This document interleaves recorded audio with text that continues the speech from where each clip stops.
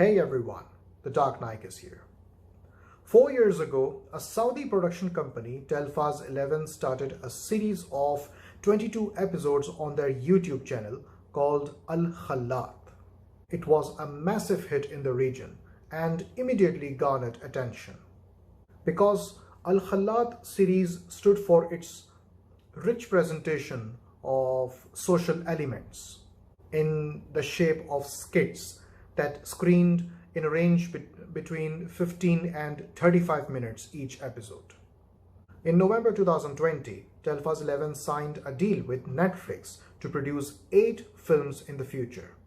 This partnership was inevitable after the immediate success of the anthology series 6 Windows in the Desert. So, recently released Al-Khallat Plus is Netflix's first Saudi film, a historical moment in Saudi entertainment history. Al-Khallat Plus is an anthology film of 4 stories directed by Fahad Al-Ammari. Each of the stories is based on lies and deception. Al-Khallat Plus is a situational comedy that establishes a wind-blown out of nowhere trajectory where the characters find themselves jeopardizing to survive embarrassment. Al-Khallat Plus is the upgrade of the original work with obvious high production values and freedom of expressions that aids in developing better storylines than ever. Each of the stories is ranged half an hour and promises the audience to present short segments that are fresh, interesting, and funny. The film's opener has a bunch of tire thieves sneaking into a wedding to save their partner in crime, who is caught by a family whose girl is getting married. In the next story, a chef in an upscale restaurant arranges dinner for her parents to give one last shot at saving the marriage. In the third story, a friend of the deceased tries to hide his extramarital affair from his wailing wife. In the final story, a father and son are mistakenly stuck in a nightclub after the father finds out that his son is there. The entire film, with 4 stories, is shot at night. Why? Is there something I'm missing there while I'm trying to observe? Perhaps day.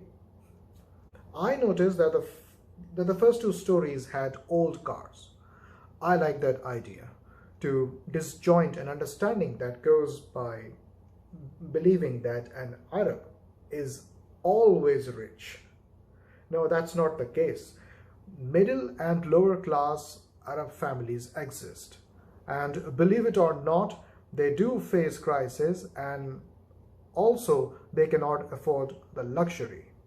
The bride's father was not going to drive his family in some luxury car for a special occasion, but in a Camry. Despite the fact that the daughter works in some 5-star restaurant, the family had crown and assumingly didn't bother considering a new car, even on installments.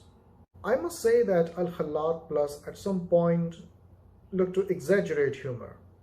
Some of the scenes were questionable, like abducting and bullying the tire thief looked highly nonsensical. Could have called or taken him to the police and finished with him. But I understand that the situation was gross enough to fantasize about it for the comic. Why was the son staring and holding the tea-boy for long and calling his father when it wasn't meant for recognizing him? The termination letter to the chef was quite shocking. Naturally, in a given scenario that messed up the business of that evening, the manager could have given her a final warning or max suspension. Termination letter, that didn't sound right, especially to an employee who last month was Employee of the Month. The suspense that broke by the end of the 3rd story is hilarious. But the question is, when did the deceased's wife sit in the ambulance? She was not inside the vehicle when the car was driven. Okay, how come the security didn't stop the couple's children from moving into the hotel? The boy looked clearly suspicious but went unnoticeable.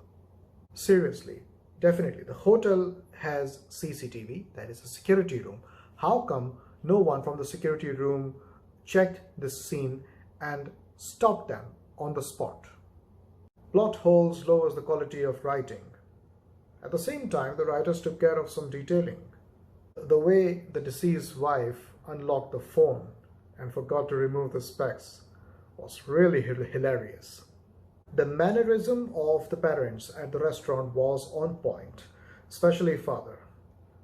Asking for a family section, then partition, sitting on his legs, slippers off, and incorrectly eating spaghetti.